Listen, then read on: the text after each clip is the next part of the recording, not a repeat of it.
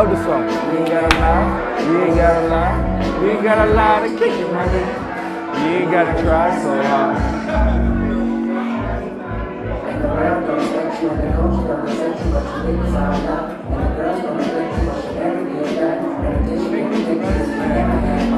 Love, love, love.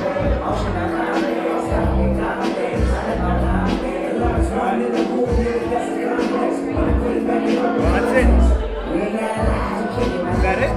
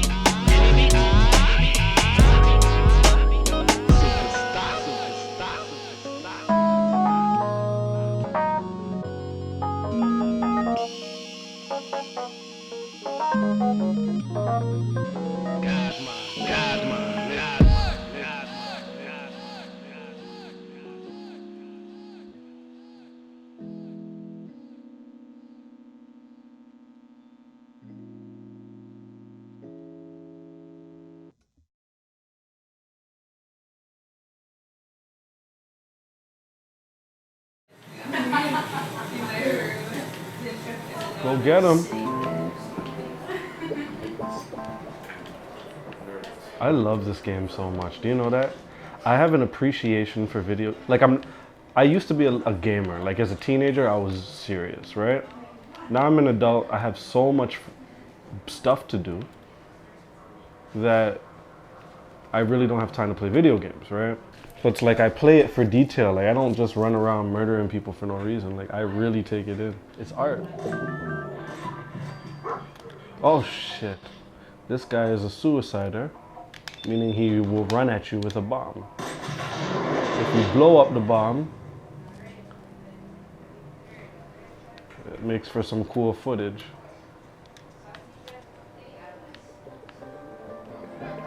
And also make some noise for Brisk in the house, and again, AJ again, y'all. Yo, we're gonna pass the baton, nothing but fire and exclusive joints. This next guy's got a crazy album on one of my favorite rappers. We're giving you something exclusive tonight. So please make some noise for SepTo, y'all! Alright, I got a cameraman right here. So everybody to the right, I need y'all to say up. When I say 1, 2, 3, I need y'all to say up. That's UP. 1, 2, 3. Alright, to the left of the cameraman, and y'all competing with the right, I need y'all to say down. 1, 2, 3. Down. Down, that's right. So I need y'all to get up and get down. Get up and get down. Say get up and get down.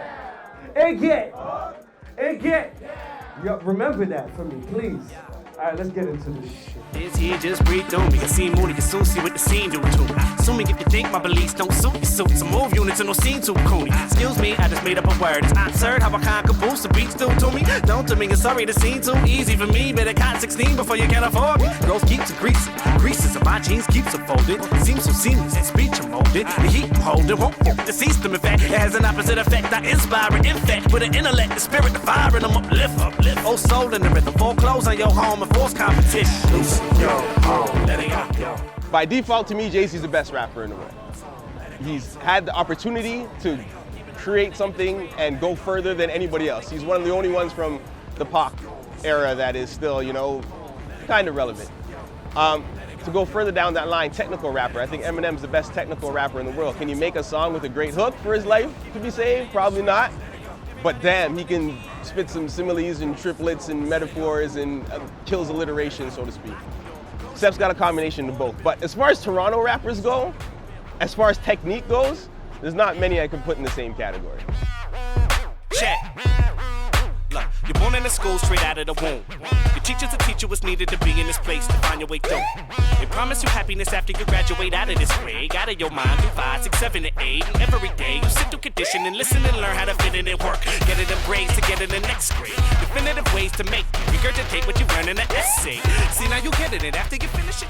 It was my homie Blue first put me on to him, like a few years back. It was like, I remember he just kept telling me, oh, you gotta check Sep, you gotta check out Sep. And me, yeah.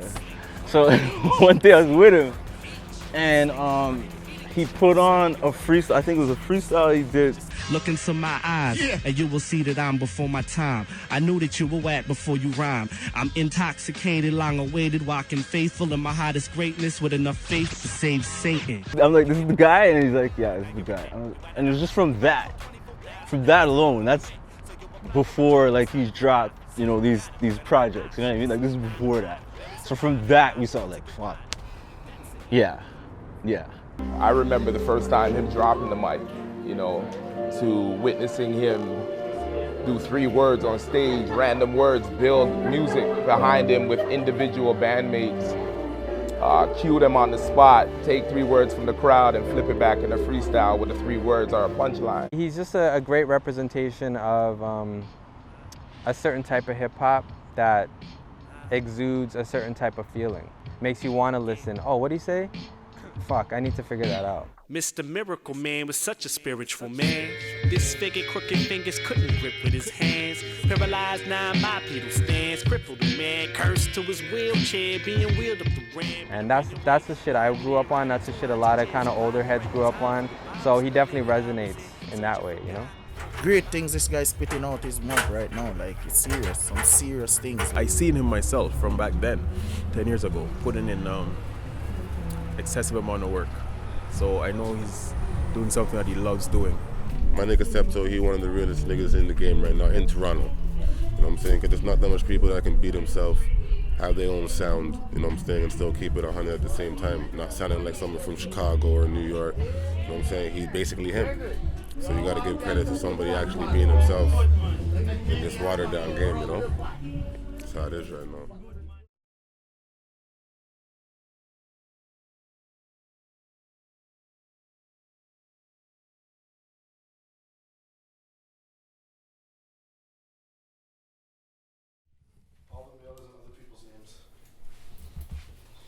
All right, so this is the cupboard with paper towels, assorted food, more assorted food, and Godmind merchandise. Bookmark, sticker, pen, CD. We keep track of everything. Everything's written down. Everything we have to spend, everything that we make. That's why we do these little tricks. Like we figured out we can send this through cheaper mail if this little stub isn't sticking out. We figured that one out through trial and error. Yeah, you know, we buy these little packages. It's like, I think 5 or 10 for a certain amount. Just trying to basically keep the cost down per CD, because if you look at the CD, we have very, very, high quality. So we paid a certain amount for the actual mass production. Then you're gonna pay to ship it. So, you're just trying to make sure you're doing the smartest things financially. So right now, we're just gonna add a new one.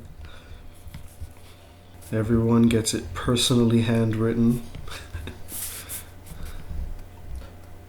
But do they believe it really comes from SepTo, or? You know what? I'm sure a lot of people do, but I'm also sure that some people think this is a much bigger machine than it really is. I don't think they realize it's just me in my living room writing like 30 of these in a row till my wrist is hurting. And then walking to the post office and Shoppers Drug Mart and shipping it out. But that's what the game is, it's all perception. So phase 1 of this whole God Mind campaign is to just put it out. And whoever knows, knows. Whoever buys, buys. It's time to go into phase 2 where we actually start to promote it. But up until now, it's just been the core following, where I haven't felt too self-conscious putting my return address on the packages. And it's a good thing because I got this one back.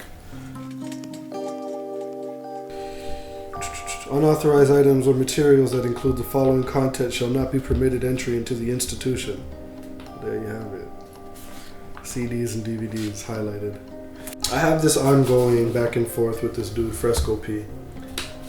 He's locked up now. He just had this energy to him. And, things happen. When he got locked up, I got his information. We started going back and forth with letters. He always wants to know what's up, what I'm doing musically. So this is the return to sender. They opened it, so I guess they wanted to see what was in there. Opened it, sent it right back. But the letter didn't come back, so in the letter I actually told them I sent it separately, just in case. They don't allow a lot of things in there. No. Okay. Materials which contain detailed information on the fabrication of any type of weapon or commission of criminal acts. Material which advocates or promotes genocide or hatred. Stamps, envelopes, writing paper, pencils, pens, blank cards, Polaroid photos, photo negatives, photo albums, tapes, CDs, DVDs, telephone calling cards, so on and so forth. Everything. Basically, don't send anything but a letter. It was worth a shot. He deserves the attempt. Let's save this for him. But yeah, let's ship this one out. Let's head out.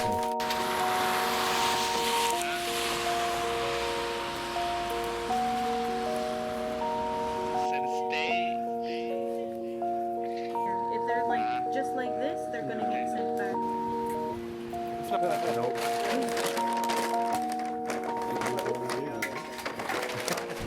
I moved into a neighborhood that was extremely difficult to get into, and now, being the token black guy in the neighborhood, I happen to be the guy that brings the camera out and films some bullshit like a stupid rapper. I'm now fulfilling the stereotype that I'm trying to tell them I'm not. The stereotype is I come from the hood. I just happen to come from the hood. Stereotype is I had a teenage mom. Stereotype is I'm a rapper. I'm a fucking rapper. I'm all the things that I don't want people to assume about me, because me as a person, spiritually, mentally, personality, whatever, is so much more than those stereotypes. But I actually am all of those things, so maybe I'm a little more self-conscious about things, you know? And that's where the rapper thing comes in, man. It's like in the interview, the Urbanology podcast, you know, we talked about how I quit every 6 months, because every 6 months I go, why the fuck am I doing this? This is stupid. You know what I mean? It's just stupid.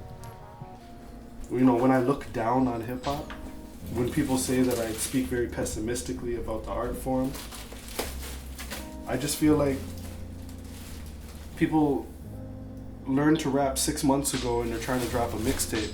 They have no respect for the art, for the passion, for the history, for nothing. right? So they don't know anything. We're talking about professionals. We've been doing shows for over, what, 2 decades now? Mixing and mastering and writing and producing for decades. So none of these things are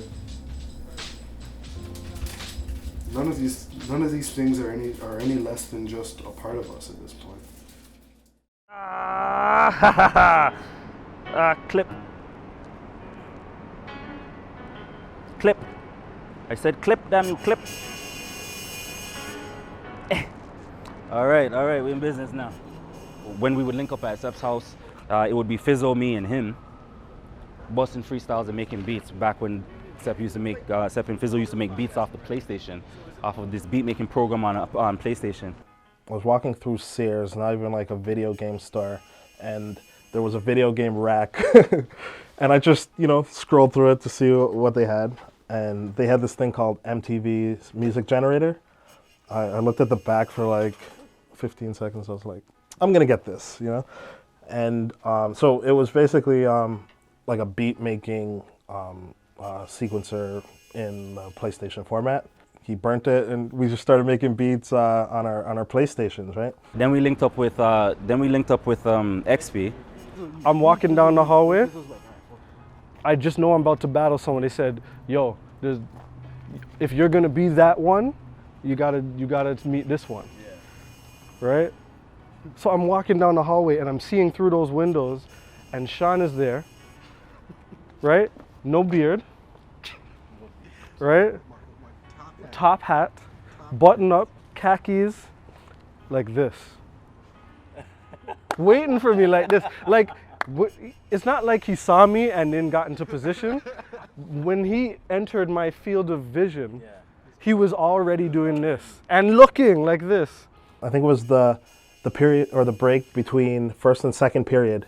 Somebody pulled me out of class and was like, "Hey, there's this new kid in school. You got to meet this kid. This kid raps or whatever." And I was like, "All right, that's cool." Like, yo, did you hear that new kid Sep? Yo, he's sicker than Choclair. I remember specifically because at the time that's when Choclair was, a big name in Malvern, in Toronto and stuff. And so I was just like, what? So I went to Fizzo. I was like, yo, you hearing this? I was like, we ended up saying, yo, bring this kid like after school or whatever. I'm gonna meet him, because I was just under the whole thought process, like, little grade 9 kid coming into my school and thinking that he's somebody. Like, this is my shit. Like, I do this shit. XP had been rapping for like a long time, but I had really just started rapping. So, I had a few written rhymes and stuff that that I thought were dope or whatever. So anyway, we meet this kid and we have a cipher. And it was like, all right, so he drops something, I drop something physical. 1, 2, 3, 1, 2, 3. I do my verses, XP does his verses. This kid, he's like 16 at the time, 15, 16.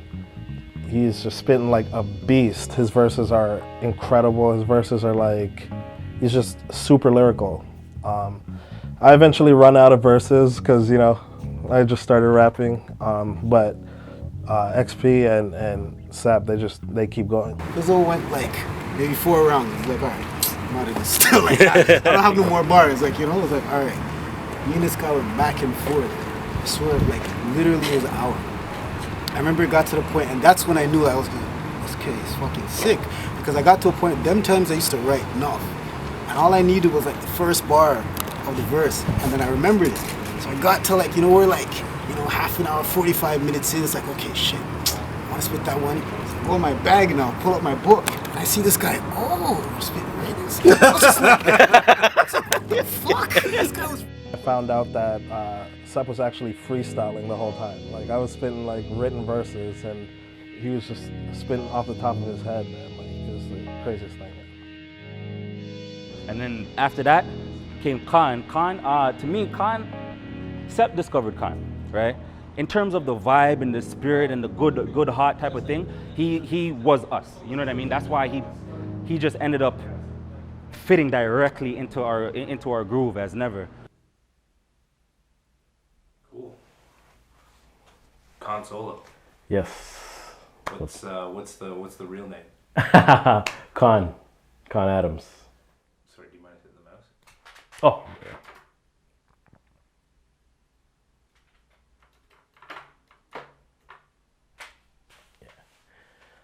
So yeah, where was I? Yeah, you were. Ultra Pills Alcohol. So yeah, by then, that was like the first one. You worked on that like, man, you worked on that for like 2-3 years. And I did like at least like 75-80% of that album. Yeah, at that point I kind of like, I got the hang of it. I knew I was good enough. So by then Sep was just like grabbing beats off of me, recording. I'm sure we had way more tracks on there. Remember tracks that we actually did that was actually not on the project. So it was just a good feeling, man. Like once we got it done and kind of down to what we wanted it to be, it was a very good feeling. The other cool side to the early stages of our making music was like, you know, we just did it. It wasn't really about like sound quality or anything like that. I know we recorded a lot of like freestyles and edited a lot of verses just on a computer mic. You know, we were just having fun with it, you know? Yeah, that's where that comes from. And so you guys grew that into something, though. You guys grew that into more than just low quality production. For sure. That was always the plan. I mean, we always saw ourselves becoming, you know, big time rappers and like producers and that sort of thing. But yeah, it was really just passion. Like, you know, he's very passionate about music. I'm passionate about music, and you know, I can say from my perspective anyway, it was just one of those things that, you know, you had to do. You know what I mean? When it's in you to do, you just, like, if you're not doing it, you don't feel alive. You know what I mean? So I think that's kind of how we grew it, from just recording on a computer mic to, you know, actually like having proper setups and actually creating music, you know, when it comes to stuff into you know, whether it's shop or build a fan base with and do shows with and that sort of thing. This is the thing. There's some I can't even identify the best.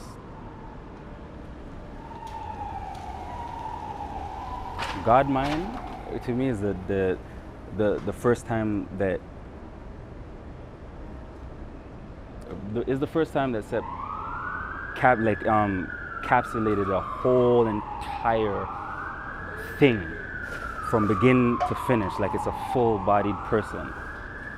But everything before were splurts of creativity and splashes of color, and it's amazing in its entirety, yes, to some, and it's in individual things to some too. And he's saying that he's done on a almost like a false pinnacle. It's like it came up to a hump and it went like this, but really he's ready to go up again. But I don't know. He said he quit a lot of times already, like 2 times before, where he was actually serious, and he's serious again now. But I believe it's a lot of other factors that will dictate if he really quits or not, you know. Everything has become easier to make. Everything has become easier to market and put out. And more people are doing it. Well, everybody's doing it, basically. So when you step on stage and you perform, you're not performing to a bunch of people taking in a work of art. You're performing to a bunch of other rappers that are just how do you get on stage? Who do I need to talk to get there, right? In this world where everybody's doing it, we've forgotten the fact that there's something beautiful and supernatural about art. We forgot that because all we hear is regular run-of-the-mill garbage, you know? Even the stuff that we like is not supernatural, is not godly, is not beyond human, you know? So you take Transformers and then you take Kill Bill, right? There's something that doesn't need to be explained in regards to why this Tarantino film is a work of art and this Expendables film is a money grab, right? And that's pretty much how I differentiate rapper from artist. we can't argue that there's not a difference between artist and some of these rappers. But you know you're an artist. I know I'm not one of these rappers. I know that the reasons that I'm doing it are very different from everybody else, right? I know that my goals are different. I just feel like I'm sort of lost in a sea of output, right?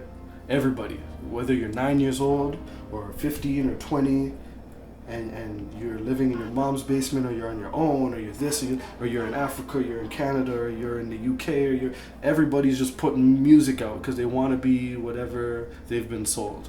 Like, look at disco, right? Put on an afro, you wear the big high top shoes with the goldfish in them, and some glittery clothes, and you dance around, and you can immediately be recognized as disco. It's a gimmick. It's just become a gimmick. It's not music anymore. It's a joke, right? That's hip hop now. So you put on a chain and a grill, and you wear a certain type of clothes, and you make a certain type of you grill the camera lens, you look all mean, and you know what I mean? You dress a certain way, you look a certain way, you talk about certain things, you shoot your video in a certain place, put some pretty woman in there and some whatever, and you're hip hop. The same way disco is a joke now, instead of an art form, hip hop is a joke. It's just a joke. You know, why choose this medium of hip hop that's just dead? That's just a caricature and a joke to the world, right? Where you have to go, yeah, I'm a rapper, but I'm actually, I speak about this and I do this, and listen to the music first before you judge. Why do I need to have to create this detailed synopsis of who I am when I say the word rapper?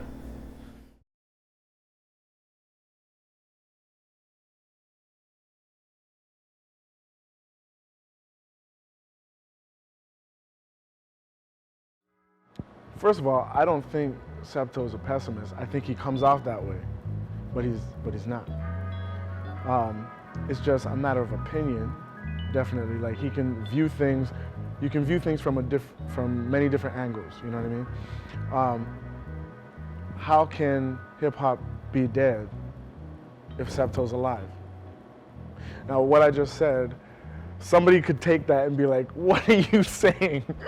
that hip hop is like SepTo's this thing in hip hop and he's no, that's not what I'm saying. But MCs like him are living. Therefore, hip hop is not dead. I'm alive. I'm sitting in this chair talking to you. Hip hop is not dead.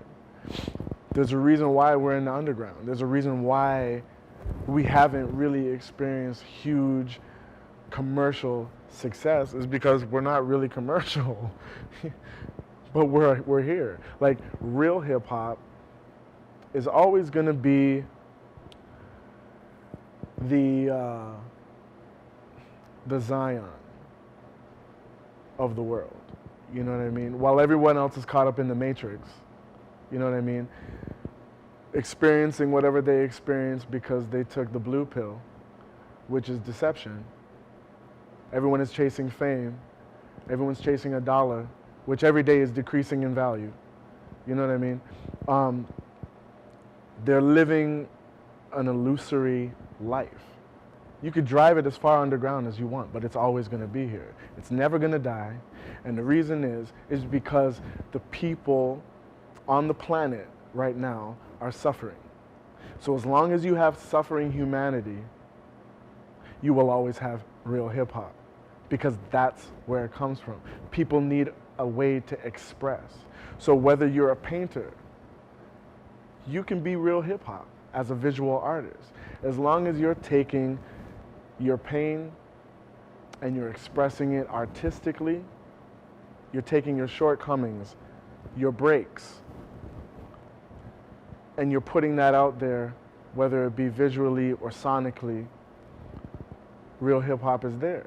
So whether it's commercially successful or marketable, that's a whole other issue.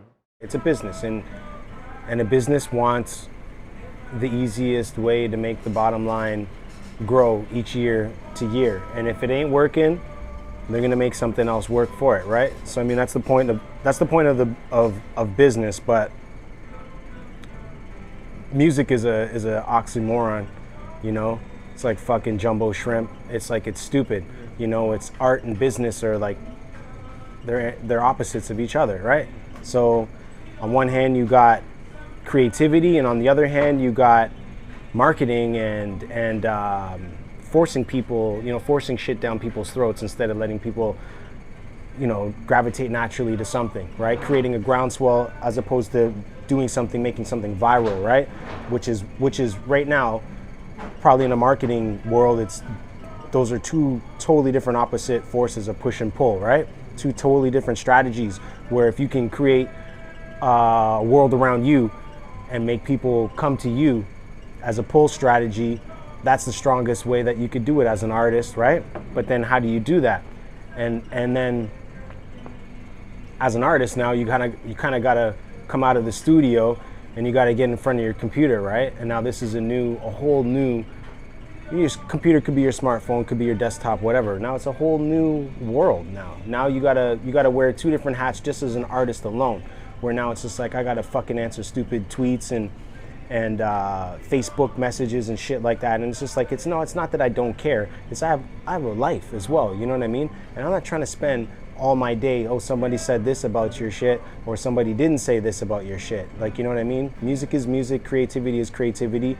It's supposed to push itself. This is my album. I put this out when I was 16. Slack of the Beat Child. That's who he was, that's where he started. Humble beginnings, and I'm actually really proud of this because, you know, I figured out how to make beats on my computer. I figured out how to record it. I figured out how to send it to Toronto to get duplicated. I raised money. I was still in high school, you know. I raised money to get it pressed. I did a release party in the park. And like, I'm really proud of that album. It was such an early stage of my career too. And you don't just change your name, you know, when something's kind of caught on. It literally becomes your identity. You know, there are people who know me as Slacker, and that's who I am to them. They don't call me anything else. They've never known me as anything else. It's my identity, right? So to kind of change your name or rebrand it is a big deal. But when your identity is changed, I think it happens kind of naturally. Yeah. And I think my sounds change, a lot of my perspectives, a lot of my ideas and belief systems have changed, matured. I saw something really cool. This guy was talking about how don't quote me on the date, but it's like every 5 years, I believe, you are literally a new person, because our cells are always dying and regrowing. But in the span of 5 years, every single cell in your body has died and they're new cells. So we're literally, physically, completely different.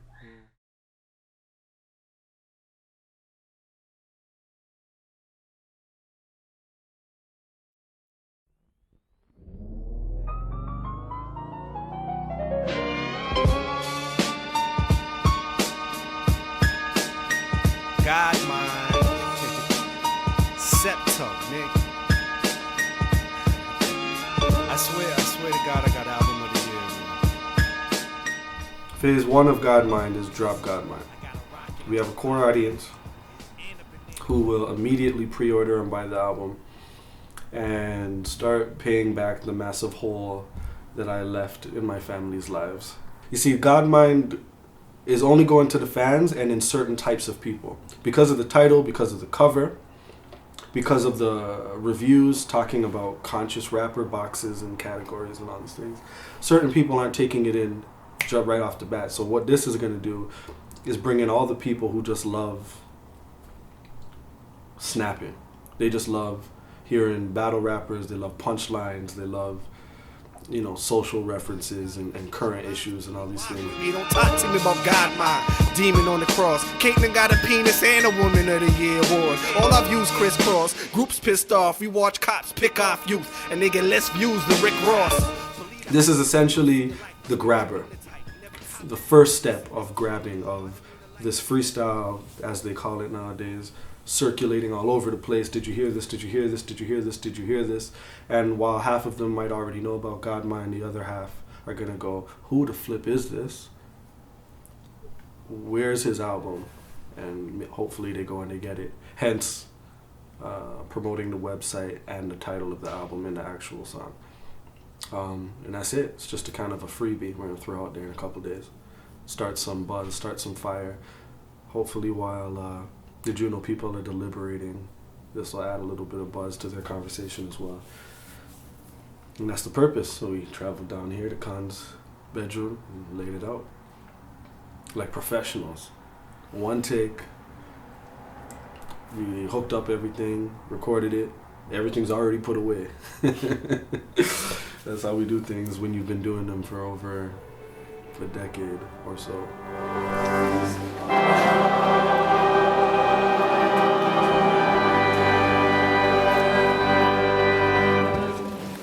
The congregation joins you in dedicating this child and pledges to assist you in working toward the day when this act of dedication shall be followed by baptism and full entering of this child into membership of the church family.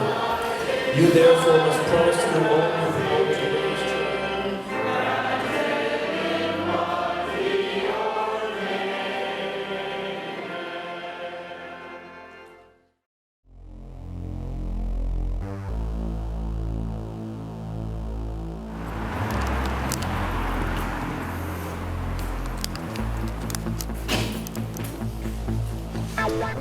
I'm trying to figure out the method to your madness. And what I mean by that is like you just released a hot product before Godmind, right? And in my opinion, it hasn't finished yet. Yeah. That still has life in it, right? And now here you are with a new project that you're releasing and promoting, but you're also spreading that over time, like almost a year. You have this campaign going on for it. Yeah. So for me, I'm trying to figure out the method to that. The idea I got for promoting in retrospect with Godmind comes from Almost Never. Okay. So I put out Almost Never, I did the ballet, and then started to promote the album. Right. So the song Never Again was supposed to be the name of the album. So Almost Never, Never Again. It was supposed to be kind of a double CD where Almost Never comes out, Never Again comes out. And then that's the full package. Right. But it just turned into a different monster on its own. Okay. When people say, you've changed, it's like, yeah, we literally change into new people, Yeah. which is kind of amazing when you think of it.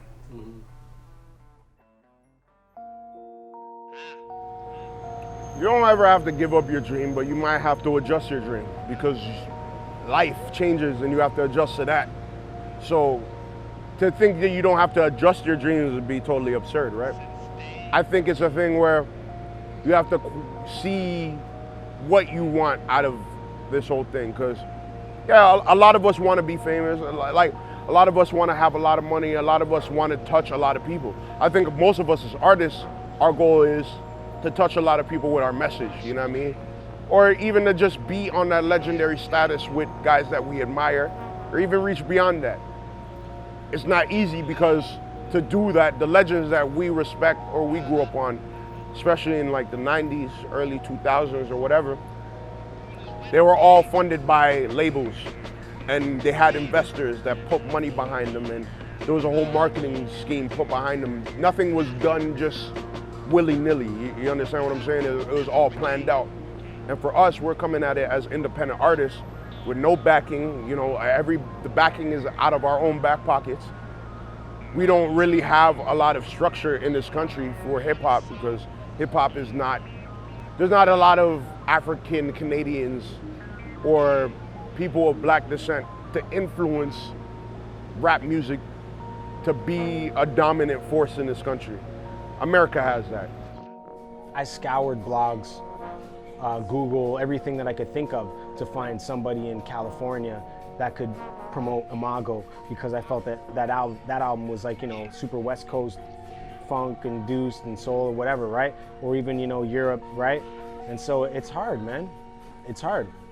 Everything that you say, I mean, in terms of what may have led to a dip in inspiration, it's shit that I've been dealing with for over a decade, man. I believe SepTo had the talent, or has the talent, to have been a successful artist, you know? In Toronto in 2010 plus, like maybe that wasn't his time, but that's the time that he was given, you know? Is it his fault that like shit didn't connect, or the audience was transitioning into something new, or like 16-year-old kids are coming out with their own new shit, so they don't want to hear from a 20 plus or 30 plus? I don't even know how old he is, you know? But it's like, they don't care. They don't want to hear about fucking SepTo. They want to hear about what's hot in their high school. There's shows going on right now from artists I haven't even heard of that are rammed, you know what I'm saying? And kids are singing all the songs, you know?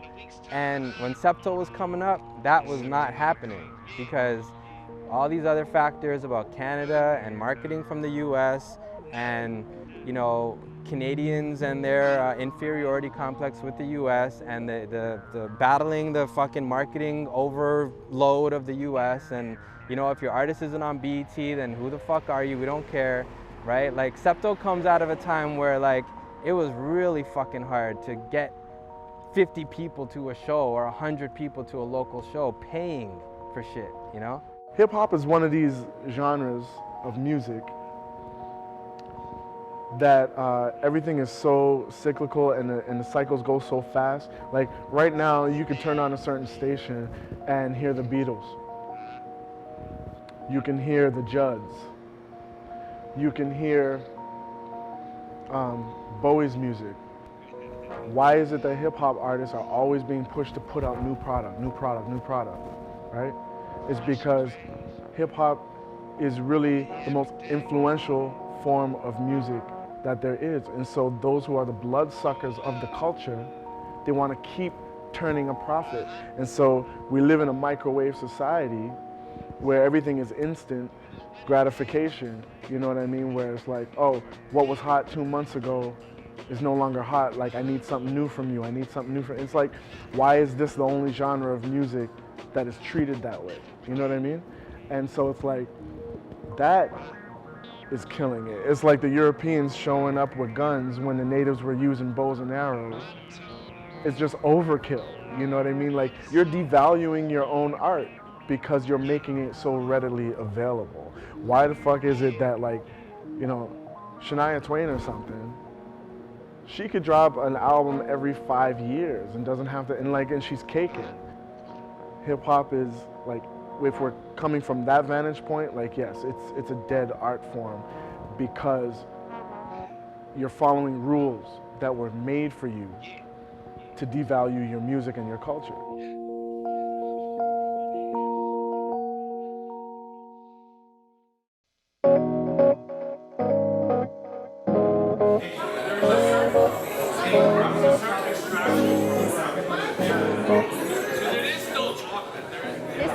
Coming of Age exhibit, which is here to commemorate and celebrate the Remix Project's 10-year anniversary. And for the first time ever, one of my most recent paintings, God Mind, is here on display. So that's exciting because it's never been on a wall outside of our home before. It was started probably my 3rd month of pregnancy, and it was finished when I was at my 6th month with our son Ashar. So this is the first and only portrait of my husband, and it's dedicated to him. It's a gift for him. It's not for sale.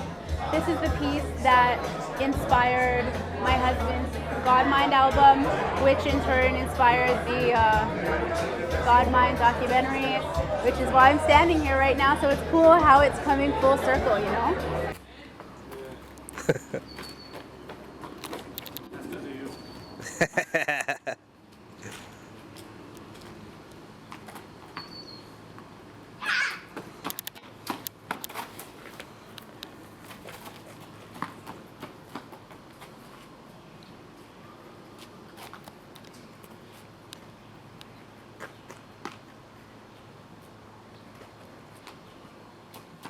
my soul is that of an artist. I want to make art. I would love to make music, but I'm starting to figure it out. For an artist to put a year, let's say, a year or two into something, of sacrificing time with their family, sacrificing money, health, getting migraines, working, sweating, not sleeping, whatever, putting out a product, and then the people reciprocate that love and that work. You know what I mean? And you feed off of that, and it fills you back up. You've emptied yourself, and it fills you back up. You know? Turn right onto the Queensway. Now we're in an era where the reciprocation lasts for a day or a week. And I just don't want to release my 6th consecutive project in 6 years to a day's reciprocation. It's too much work and effort and love and passion and stress going into this stuff for that. Too little return. It's like Prince died. And 12 hours later, put respect on my name, right? Like everyone's all over Prince, and then 12 hours later, Birdman put some respect on my name, has replaced the death of Prince, right? And then Beyonce's Lemonade replaces respect on my name, and then Drake's Views replaces Beyonce's Lemonade. It's just these 24 to 48 hour intervals of, there's no impact. No one is making an impact. It's just a black hole. Your art will just be pulled into a million different directions and dissipate into nothingness. That's not why artists make what they make.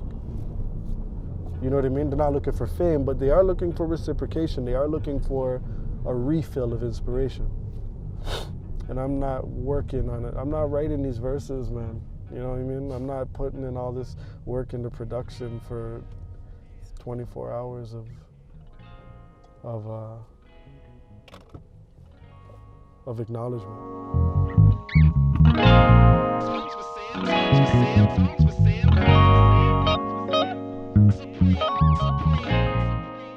I've been doing this year after year after year after year, going to these open mics and making these links and shaking these hands and paying these people and spending money on this when that could be going to anything tangible, but instead it's getting spent on publicists and email lists and opportunities. You know, it just gets tiring, man. The grind. I'm still just as inspired as ever, but I don't want to go out every night. I don't want to go to certain events just because it's the type of event where your face should be shown in a picture somewhere Sep was there. I don't want to do that, you know? So that's all it is.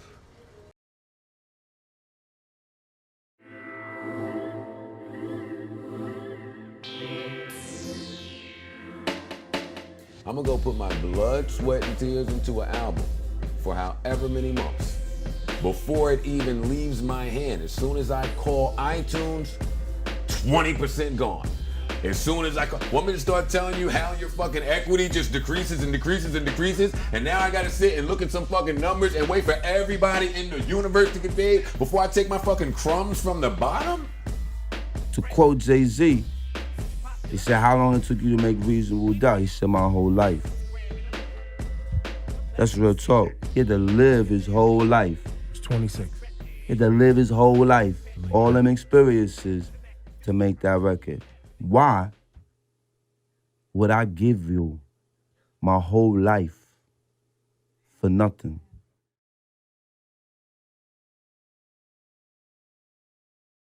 N say it, E say it never, V say it never, R say it never, N say it never, E say it never, V say it never, R say it never. Let's get into this.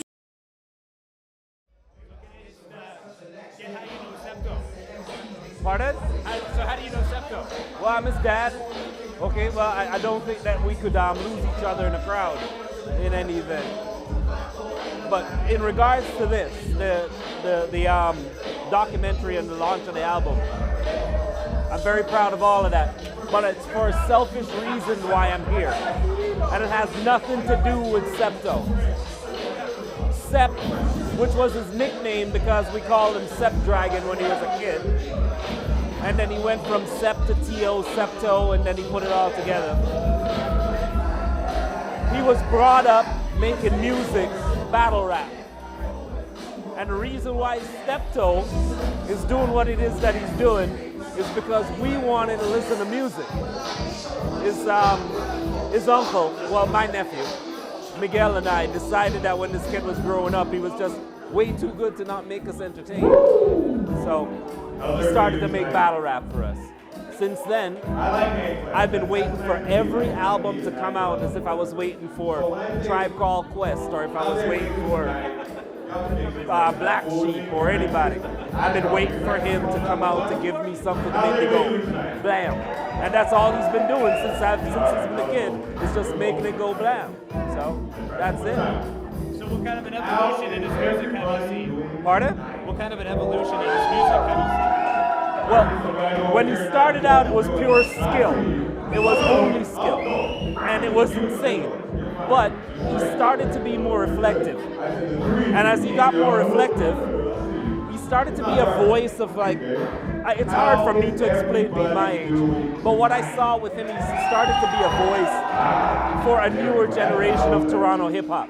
Now, Toronto hip-hop has always been something special. So he embodied what it was that it was his time. And I saw the appreciation from the crowd, from the people who are coming out to him. It was just that new brand. So he has been growing more of a reflective than just that battle rap. Where before there would be like 4 or 4 albums about come and take me on. Now it's mostly about this is what it's about in my city. There's a maturity in Absolute maturity, yeah. But it's hard for me to say maturity as an old guy. All I can say that it's a growth. And now, if this is his last album? It's not his last album. Well, I hope he's coming back, because the way I saw it, like if he really wanted that, he would have, like, it's like I saw him like he's supposed to be like that breath of fresh air, because yeah, there's popular rappers and shit from Toronto, but it's just drugs, and they're good at it. They're good, but it's the same. You know what I mean? Same sub bass. You know what I mean? Like it's just the same shit. But with him, like he was getting relatable shit. Like he was getting everyday life type. You know what I mean? Like shit that, you know, motherfuckers that use a Metro Pack and say, yo, I can fuck with this. You know what I mean? I know if Sep drops out of rap, he's not dropping out of rap the art form. He's dropping out of rap the business. And I wouldn't hate on him for that. Like, there's many times I wanted to drop out of the business because the business is fucked up. The business is not about how talented you are. It's about your business sense and how you can market yourself to a certain group of people to at least get you exponentially big, so where you can get more investors and then broadcast to a larger audience. But somewhere in that, you might have to compromise your artistry. Hitting a peak is always up to the artist. When they think they can go no further, and when they feel they can go no further, they truly can go no further.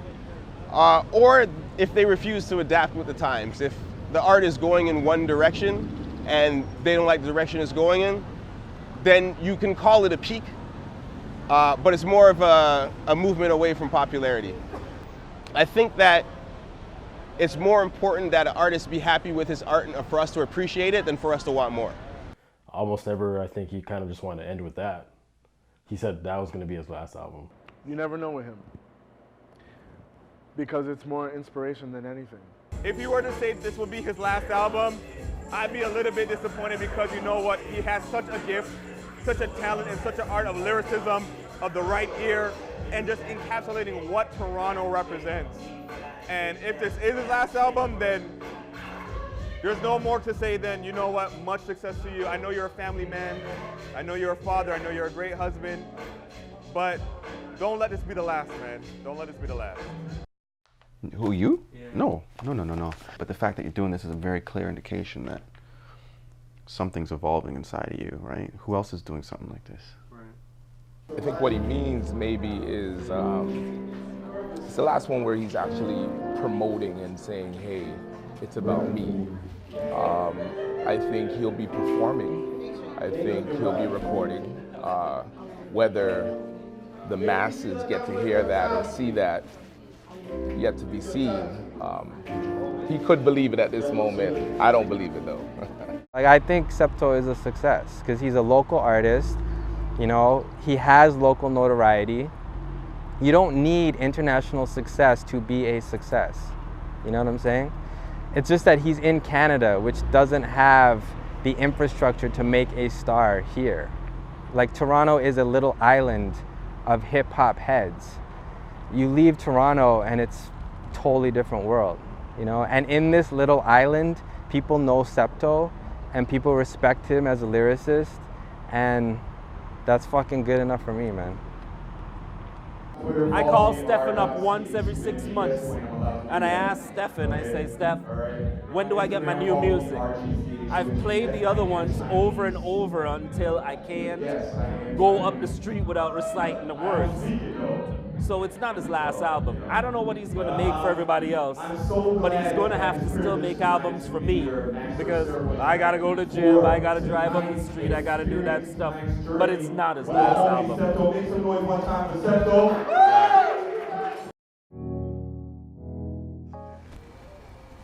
Yeah, they're gonna wonder what the hell is my neighbor doing? My regular neighbor with the family. Black people, eh? Hi. I'm alright, how are you guys? By the time Godmind came around, I just didn't have anything else. Like, even now, I entertain the idea of working on something and I don't have anything to say. You know what I mean? There's nothing to say. You know, I listen to Godmind, I'm like, that's it. You know, that's what, that's still all there is. So it's like, I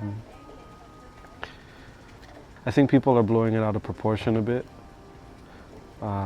Retirement, right? I didn't really use those words. I just said, this is my last show. I'm not working on anything, you know?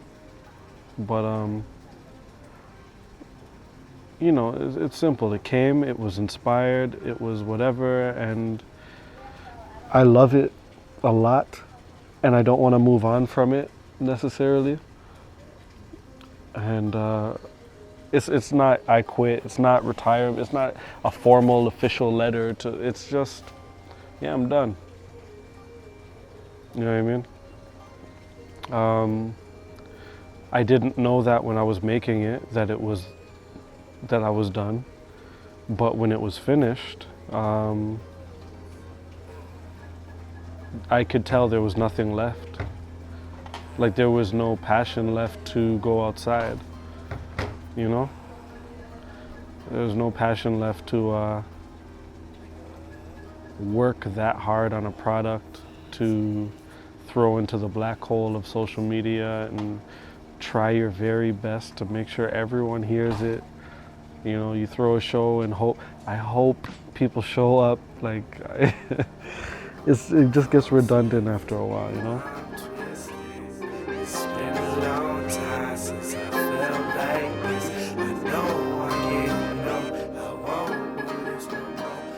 You got to sacrifice your personal life, whether it's your family, whether it's your job that you know is going to make you more money than what music is going to make you anyways, or this and at this current level.